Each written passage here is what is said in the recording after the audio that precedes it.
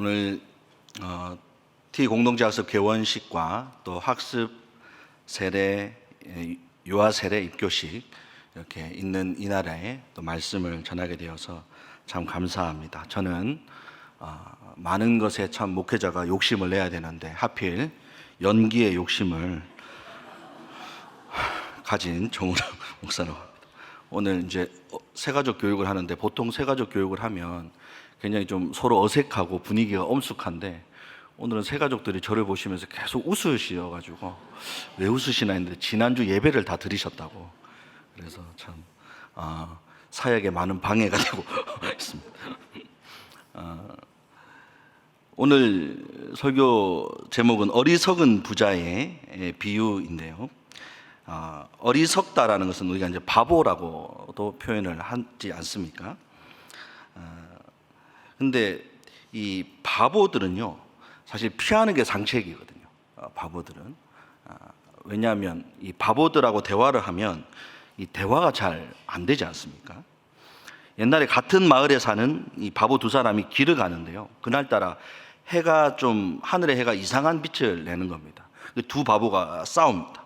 야, 이거 해가 좀 색깔이 이상한데? 이랬더니 또 다른 바보가 무슨 소리 하냐? 저게 달이지 무슨 해냐? 둘이서 이제 막 싸우는데 답이 나오질 않는 거예요. 마침 지나가는 사람이 있기에 그 사람을 불러다가 물어봅니다. 저기 보이는 저게 해입니까 달입니까? 이러니까 그 사람이 이렇게 대답을 했습니다. 저는 이 동네 안 살아서 잘 모르는데요. 바보와 바보가 만나면 서로 이렇게 대화가 어디로 갈지 알 수가 없는 것이죠.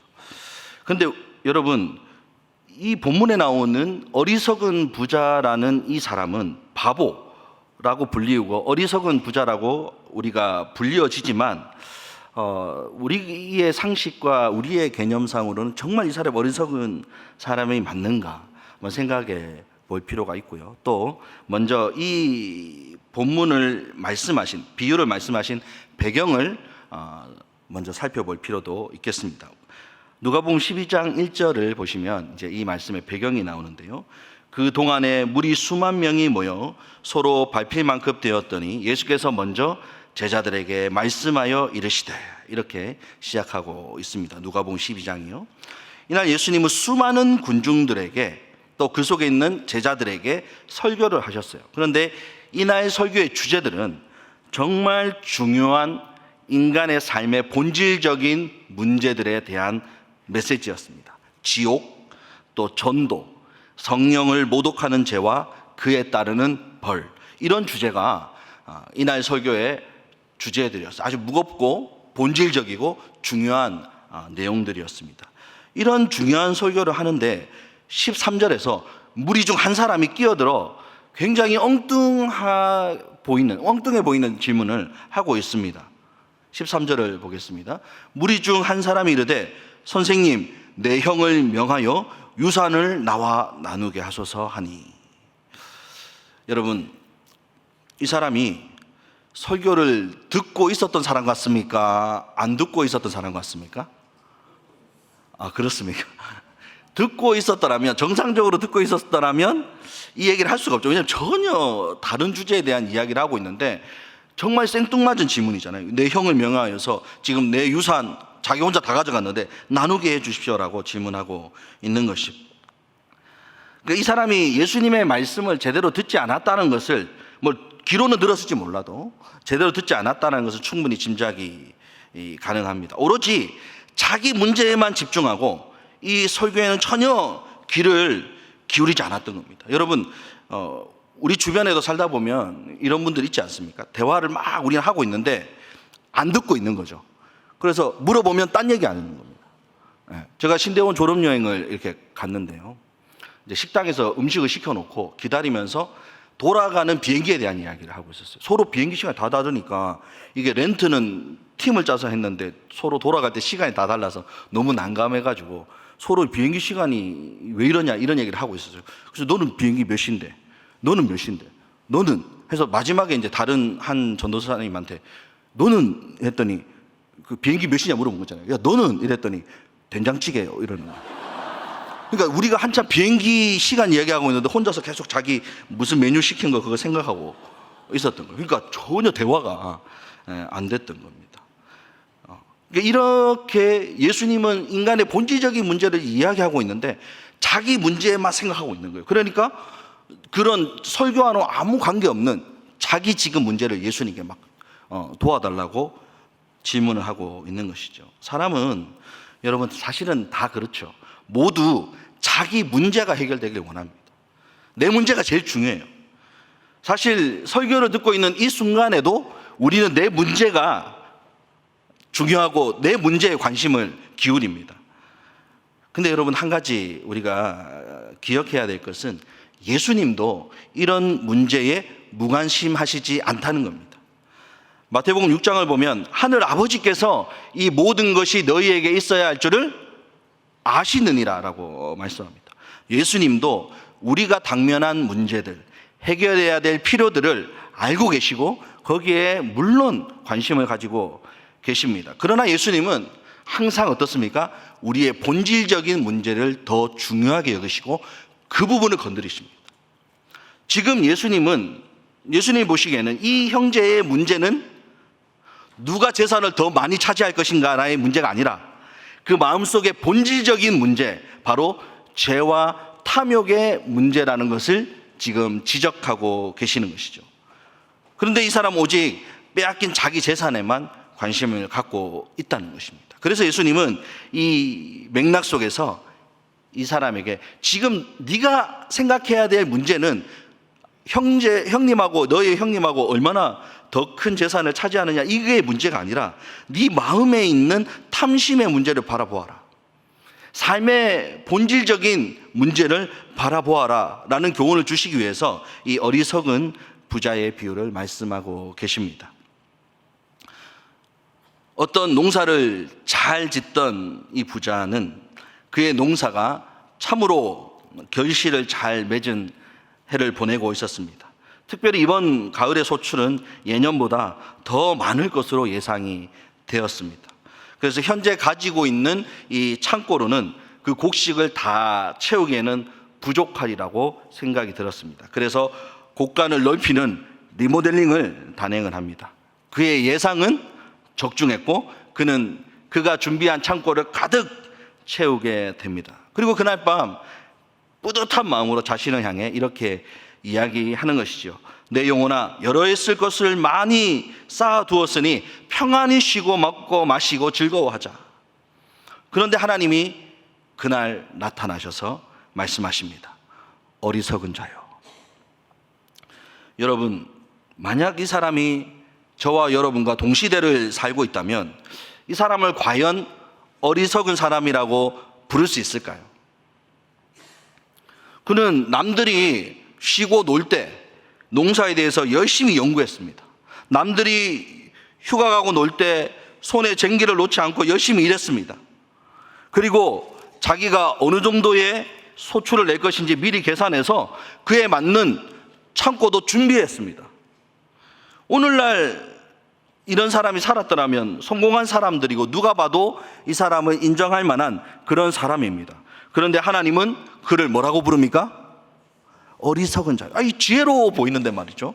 참 똑똑해 보이는데 하나님께서는 그를 이 어리석은 놈아라고 부르고 있다는 것이죠. 그럼 도대체 이 어리석은 부자의 어리석음은 어디에서 비롯되는 것입니까? 하나님은 왜 그를 어리석다고 이야기하는 것일까요? 첫 번째는 그가 수단을 목적으로 삼아 버렸습니다. 16절에서 18절 말씀 한번 같이 읽어보겠습니다. 시작.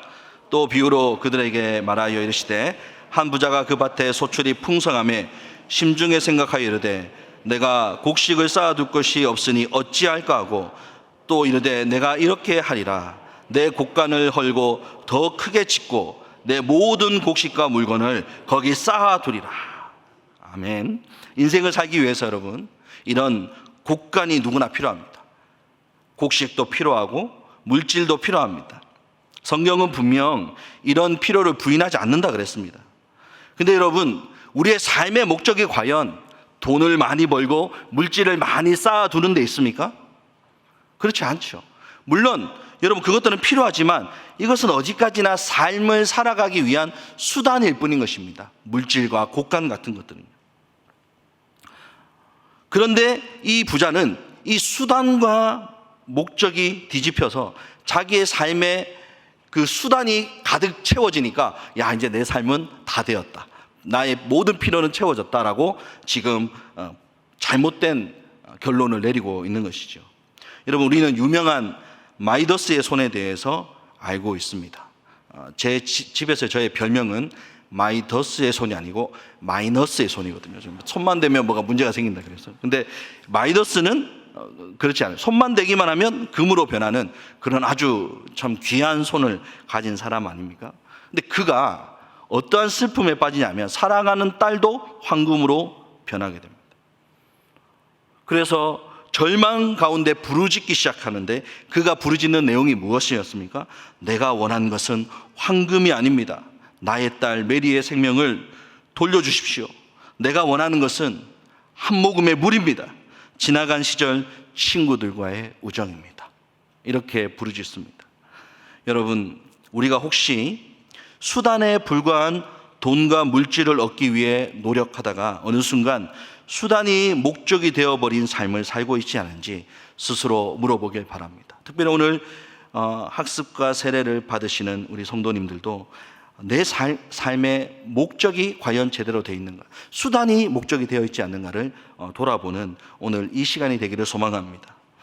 두 번째, 이 사람의 어리석음은 어디에 있느냐? 이기적인 삶에 갇혀 있었습니다.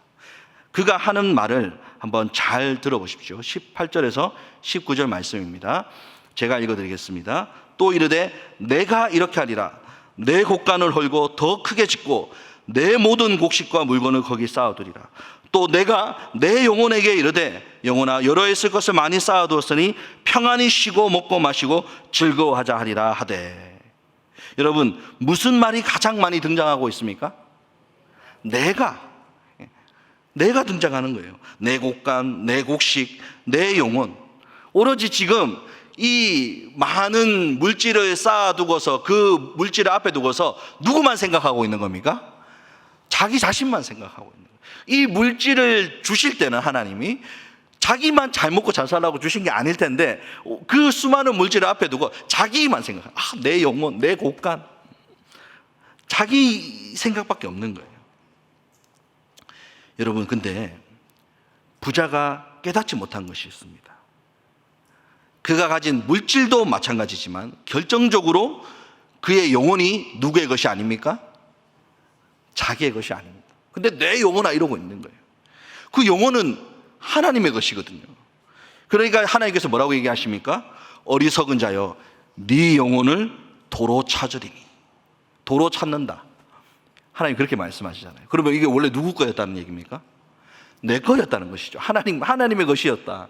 근데 내 것을 갖고 네가 왜 네 거라고 하고 있느냐라고 말하고 있는 것이죠. 여러분, 자기의 영혼이 자기 것이라고 착각하는 인생보다 어리석은 인생은 없습니다. 자기가 가진 물질, 자기가 가진 소유가 내 것이라고 착각하는 인생보다 불쌍한 인생이 없습니다. 그것은 다 누구의 것입니까? 하나님의 것입니다. 내 영혼도 내가 가진 물질도 모든 것들이 하나님의 것임을 깨닫고 살아가는 인생이 되어야 하는 것입니다. 세 번째로 이 어리석은 부자가 범한 오류는 육체의 필요와 자기 영혼의 필요를 혼동했습니다. 그는 육체를 위해서 무엇이 필요하고 또 내 영혼을 위해서는 무엇이 필요한지 구분을 못하고 있습니다. 그래서 뭐라고 얘기합니까? 지금 자기에게 채워진 것은 물질입니까? 영혼입니까? 영적인 겁니까? 물질이 채워졌어요. 물질이 채워졌는데 이제 뭐라는 겁니까? 내 영혼아 이제 평안히 쉬고 마시자. 이렇게 얘기하는 거예요. 지금 영혼에 필요한 게 채워진 게 아니에요. 그의 영혼에 필요한 게 지금 갖춰지지 않았어요. 그런데 물질이 채워지니까 자기 영혼이 만족된 것처럼 착각하고 있는 것이죠. 여러분, 저와 여러분의 영혼이 물질이 많다고 해서 만족이 됩니까? 안 가져봐서 모르겠다 이렇게 생각하시는 분도 있을지 모르겠어요. 그런데 여러분, 많은 사람의 인생을 통해 이건 이미 검증된 이야기 아닙니까? 부자로 살아가는 나라, 그러니까 돈이 많고 잘 사는 사람들이 많은 그런 나라일수록 행복도가 낮아요. 자살 더 많이 하잖아요. 우리나라 사람들이 지금 자살을 많이 합니까? 정말 못 먹고 어려울 때 자살을 더 많이 합니까? 지금 더 많이 하잖아요. 돈이 많고 물질이 채워지면 더 행복해야 되는데 그렇지 않다는 거예요. 우리의 영혼은 더 메마르고 더 갈급하고 더 힘들고 이런 삶을 어떻게 보면 살아가고 있는 것이죠, 이 시대에. 여러분, 물질로 우리의 영혼이 만족되지 않습니다. 저와 여러분의 영혼은 오직 무엇으로 채워집니까? 하나님과의 친밀한 관계 속에서 채워집니다. 왜 아멘이 안 나오지? 뭐가 제가 잘못됐나? 저와 여러분들이 채워지는 방법은 하나밖에 없습니다. 오직 하나님과의 친밀한 관계입니다. 그래서 여러분, 학습받고 세례받는 이유는요, 내가 뭐 교회에서 학습신자요, 세례신자 업그레이드 되는 게 아니고요, 내가 공동체 학습을 하는 것은 인도자가 되기 위해 하는 게 아니고요, 하나님과 더 가까워지기 위해 하는 겁니다. 왜? 내 영혼이 만족될 길은 그 어떤 것으로도 만족되지 않고 오직 주님과 친밀한 관계 속에서만 만족되기 때문인 것이죠. 이번 기쁜 소식이 있습니다. 말씀을 맺어야 됩니다. 학습 세례식이 있고 개원식이 있어서 많은 분들이 저에게 압박을 주셨기 때문에 T 공동체 학습 개원식을 우리 예배 앞서 했고요. 또 이제 설교를 마치면 학습 세례 또 유아 세례 입교식이 있습니다. 훈련받는 성도님들 또 학습과 세례를 받는 우리 모든 성도님들, 우리의 삶의 목적은 하나님을 예배하는 것이고요, 하나님을 더 알아가는 삶입니다. 이기적인 삶에 갇혀서 수단을 목적으로 삼는 삶을, 그런 어리석음을 범하지 말아야 하겠습니다. 우리의 영혼의 필요는 오직 하나님 안에서만 만족될 수 있습니다. 말씀 안에서 양육받고 성장하는 것이 가장 중요합니다. 육체가 아무리 피로가 채워진다고 해서 우리의 영혼이 채워지고 만족되는 것이 아님을 기억하고 말씀으로 성장하는 우리 울산교회 성도님들이 되시기를 소망합니다.